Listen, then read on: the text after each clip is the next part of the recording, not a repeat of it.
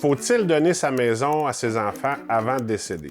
Là, ça va dépendre de ce que vous voulez faire. Les gens ont peur, on me pose toujours la question, « Ouais, mais si je meurs, si je donne avant de mourir, au moins, ils n'auront pas d'impôt. » Parce que vous savez que sur votre résidence principale, il n'y a pas d'impôt à payer sur la prise de valeur de la maison, qu'on appelle le gain en capital. Là, les gens, ils pensent que si tu meurs, ben là, quand tu vas faire ton dernier rapport d'impôt, mais tu n'auras plus le droit à ton exonération pour ta maison principale après ton décès. La réponse est oui, vous allez encore avoir le droit à votre exonération après votre décès. Il n'y a pas d'urgence à le donner à vos enfants. Si vous voulez le donner à vos enfants parce qu'ils ont besoin d'une maison, d'autres considérations, exemple, on peut donner, exemple, la propriété de la maison, mais vous gardez l'usage le temps que vous vivez. Ça, vous pouvez le faire. Il y a un truc fiscal qui pourrait arriver, qui pourrait causer problème. Vous allez me dire quoi? Vous donnez votre maison à vos enfants.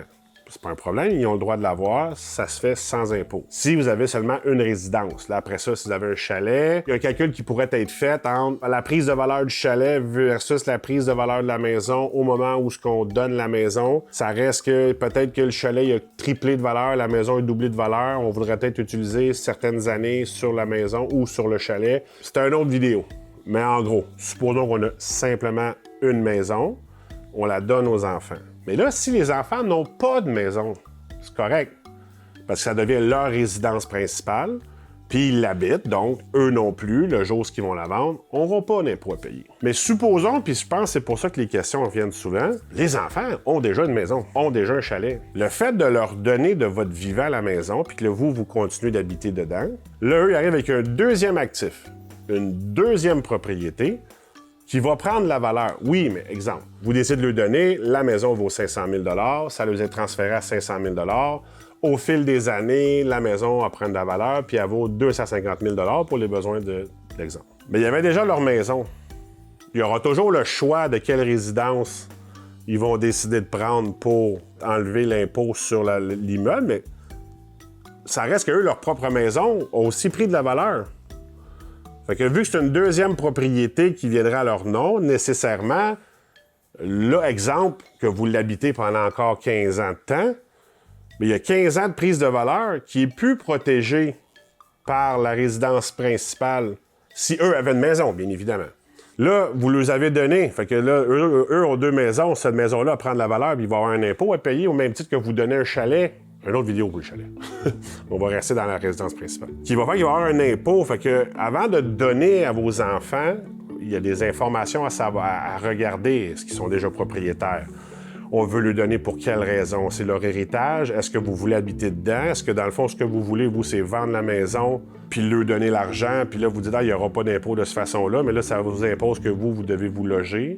Mais peut-être vous êtes rendu à une étape où ce que vous devez vous reloger dans quelque chose de plus petit, plus accessible, plus adapté à vos besoins de santé ou vos besoins physiques. Mais ce qu'il faut savoir, c'est qu'il y a un risque d'impôt si vous la donnez, si eux en ont déjà une. Puis là, si vous lui donnez la maison, puis là, si c'est un enfant, ça va.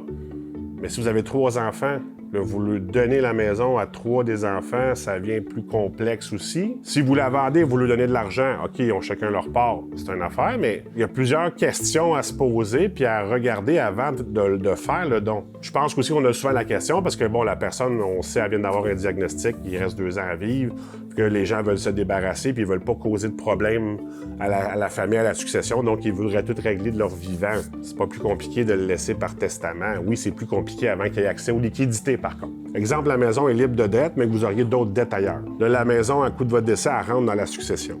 Mais là, eux autres, ce qu'ils vont faire, bien, s'ils vont regarder est-ce que vous deviez de l'argent à l'impôt, est-ce que vous aviez des créanciers. Mais s'il n'y a pas assez de liquidités pour payer l'impôt et les dettes, ils vont revenir contre les enfants pour dire, ben là, il doit de l'argent en succession. Ouais, mais c'est pas grave, elle m'a donné la maison. Non.